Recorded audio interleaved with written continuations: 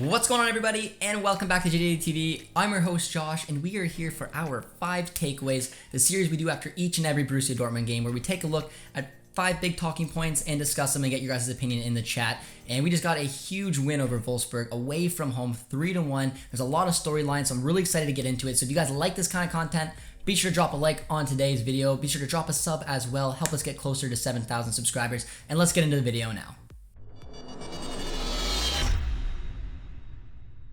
Alright guys, so after the massive disappointment of Borussia Dortmund getting knocked out of the Champions League, there's a lot of unrest in the club, but you guys gotta remember, there's a lot to play for still. We can still go on and win the Europa League, win the Pokal, Bayern is out, and we are competing at the top of the Bundesliga along with Bayern as well, and we needed to bounce back today and have a big result away from home against Wolfsburg, which is a tough matchup. And we went out there and we won 3-1, and it was a very typical Dortmund game. Going down early, getting frustrated, somehow finding a way to get back to the lead, giving up chance after chance after chance, which Wolfsburg kept missing, and then killing the game off. It was wonderful. I'm going to only focus on positive things because I think we need some positivity, but I am going to say our back line did look shaky throughout this match. There was some good set-piece defending, which impressed me quite a bit, but the overlapping runs were punishing us on our fullbacks, and I mean, story that we already know, the delivery between Meunier and Schultz in the final third is just not there. The back line was iffy and shaky, and chance after chance were coming through a stretch, but there is a lot of good things. So besides that point, let's get into my 5 takeaways, and let's start with number 1, which is Gregor Kobel. Gregor Kobel saved us this game, and it's as simple as that. There were a ton of saves he had in this matchup, and if this was last season, I said it on stream, if Berkey was in net, I'm sorry we lose this match. We lose this match because those kind of chances were going in time and time again. We have a keeper, man. We have someone who we can rely on to get that big save. And countless big saves. He was quality throughout the entirety of this match, and I truly believe if he wasn't in net today, we probably wouldn't have got the result we did. Huge shout out to Gregor Kobel. He's been a revelation signing, and he just is consistent through and through and through. Huge scouting job done there by Borussia Dortmund, and I absolutely love our guy Gregor Kobel, so huge shout out to him for our first takeaway. My second takeaway, guys, is going to be Marco Reus. Now, I thought Reus was going to have to play in a 4-2-3-1 system, which is the new identity now for Dortmund under Marco Rose. But I thought because of the number of cams we had, he had to play out wide. And that's not where he's at his best anymore. I'm sorry, it's not, but I didn't think Brandt could do a job there.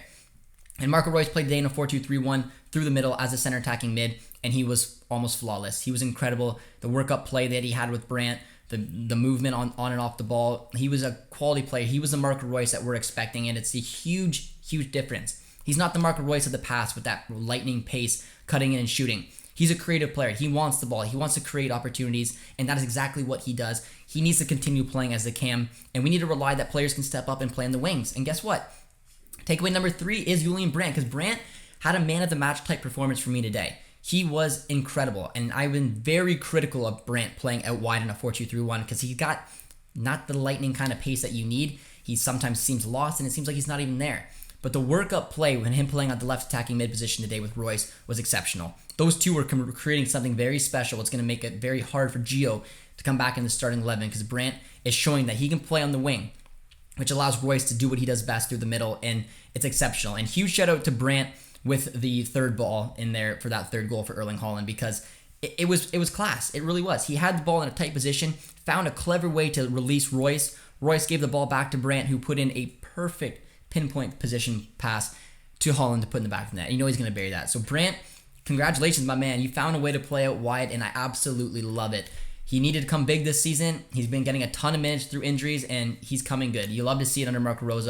So I just can't really praise Brandt enough because it's not an easy thing to do to make a position you're not very comfortable of playing your own. My 4th takeaway, guys, is Daniel Mullen. And this is the reason I wanted him to come in. When Holland isn't available, we need a striker. We need someone who can lead the line and score a goal. He scored in 3 games in a row now, guys. He's starting to turn a corner. Gets his 2nd Bundesliga goal of the season. And he's always been a player this season who isn't afraid to shoot. And I mean shoot from anywhere. He will take shots on left, right, and center. But now they're starting to find the back of the net. And I think both goal probabilities that he took in the Stuttgart game and in this game were... This one was 4%. I think the other one was like 5 or 6% of chance of going in. So he's not afraid to shoot from anywhere, and he's starting to find the back of the net, and you need that. Because when Holland isn't available each and every game, you need someone who you can rely on to put the ball in the back of the net. And I thought Mullen is starting to relax a little bit in the Bundesliga, starting to get that chance, getting the confidence back, and and it shows. When you're willing to take on a shot with a 4% goal probability, you're in form. and you're scoring, and it's fantastic. It's exactly what we needed. Gotta love it. Daniel Mullen, hopefully the form keeps up. And guys, my fifth and final takeaway today, Erling Holland is back, man. He is back, and it's absolutely fantastic. He came on for 20 minutes, which a lot of us were a little scared to see our boy coming back. We want him to stay healthy. But this is what he did. And it's happened a couple times earlier in the match where the ball was coming down the wings and it looked to get crossed in, and no one was making those runs. No one had that striker instinct. Mullen was kind of just walking in behind, jogging in behind, same as Brandt. No one was making those penetrating runs. That's what Holland does. It's all he does. And it was what we missed, and it's exactly what he did to score the goal. He brings a completely different element to this side. Found a way to break free of Brooks. Beautiful ball in from Brandt. Back of the net. Holland comes back in, scores his 10th goal of the season and only his 7th appearance. And it's exactly what we want to see, man. It is. It's great to have him back. I hope he's healthy and can start against Bayern. It would be massive. But we got to be careful because injuries have been a crazy concern from us, and we don't want to see him go down again. And also, guys, now for an added bonus, there will be a 6th takeaway because I just think we deserve it. And the duo today of Dahoud and Chan was exceptional, and I couldn't leave them out because I thought that partnership was very questionable going into it. Dahoud hasn't had the best season. Chan hasn't had the best season. Sometimes Chan can be rash. We saw it getting the red card, but both had a very composed game. They complement each other very well. Chan's aggressiveness, his composure, his ability on the ball, and Dahoud's ability to break the line. I think Dahoud's one of the best deep lying playmakers you're going to find, and his passing today was incredible.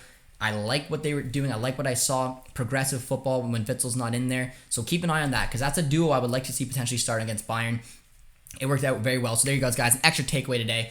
Really enjoyed the watch along. Everyone who was tuning into it, it was a lot of fun. We got the bounce back result we need. We sit top of the table with a big eye on Bayern, and hopefully Bayern will drop points to Bielefeld, and we can sit top of the table going into the Klassiker with a big game on December 4th, guys. So I appreciate you guys tuning into this video. Be sure to drop a like if you guys are new around here. Drop a sub as well. Help us get closer to 7,000, and let us know in the comments if you agree on my takeaway, and let me know what your guys' takeaways for the game are. Appreciate it, guys.